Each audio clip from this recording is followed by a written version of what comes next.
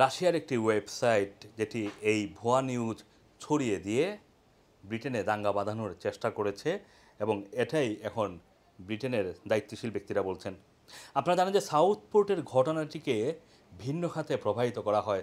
বলা হচ্ছিল 17 বছর বয়সী যেই ঘাতক কিশোরকে আটক করেছে পুলিশ, তার নাম প্রকাশ না করার পেছনে রয়েছে সে মুসলিম এবং রিফিউজি।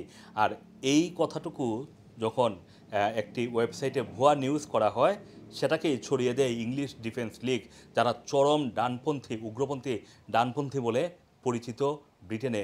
সেই ইংলিশ ডিফেন্স লীগ সাউথপোর্টে রাত 8টার সময় সাউথপোর্ট মসজিদের আশেপাশে জমায়েত হওয়ার জন্য তারা তাদের সামাজিক যোগাযোগ মাধ্যমগুলোতে ডাক দেয় এবং শত শত মানুষ গিয়ে সেখানে উপস্থিত হন, হামলা চালায় মসজিদকে কেন্দ্র করে।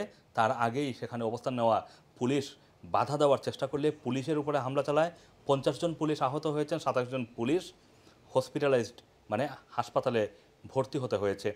এছাড়া মসজিদের ভিতরে আটকা পড়েন ইমাম সহ আরও 3 জন মুসল্লি। ওই শহরে যারা মুসলিম বাসিন্দা রয়েছেন, বাংলাদেশি বাসিন্দারা রয়েছেন, প্রত্যেকেই বাসার ভিতরে অবরুদ্ধ হয়ে পড়েন। সেদিন ব্যবসা বাণিজ্য কেউই খুলতে পারেননি, কেউ ট্যাক্সি ক্যাব নিয়ে বের হতে পারেননি। বেশ কয়েকটি এশিয়ান ব্যবসা প্রতিষ্ঠানে গিয়েও হামলা চালানো হয়। ঠিক এরকম একটি পরিস্থিতি তৈরি হওয়ার পর গতকাল আমরা যদি দেখি যে রাজধানী লন্ডন, ম্যানচেস্টার, হার্টলিপুল বিভিন্ন জায়গায় শত শত বিক্ষোভকারী দাঙ্গা বাঁধানোর চেষ্টা করে এবং ব্রিটিশ প্রধানমন্ত্রী স্যার কিয়ার স্টারমারের বাসভবনের সামনে থেকে অন্তত 100 জন দাঙ্গাকারীকে আটক করে পুলিশ। এরকম একটা পরিস্থিতি তৈরি হয় শুধুমাত্র একটি ভুয়া নিউজের কারণে, ভুয়া নিউজটাকে ব্যাপকভাবে প্রচারের কারণে।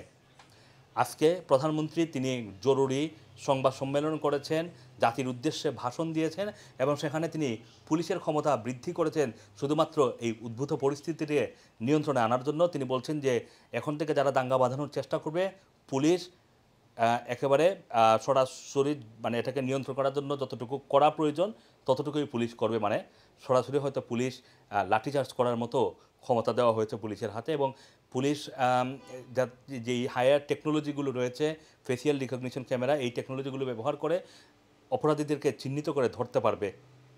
এর পাশাপাশি প্রধানমন্ত্রী আরও যেটা বলেছেন যে মুসলিম কমিউনিটিকে নিরাপদে রাখার জন্য যা যা করা প্রয়োজন তিনি সেটা করবেন, এটাও তিনি আজকে তার বক্তব্যে বলেছেন।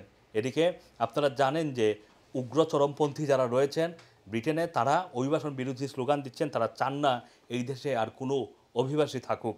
মানে যারা ইমিগ্রেন্ট তাদের প্রতি তাদের যত ক্ষোভ, আর সেই ক্ষোভকে সামনে নিয়েই তারা তাদের আন্দোলন সংগ্রাম স্লোগান চালিয়ে যাচ্ছেন।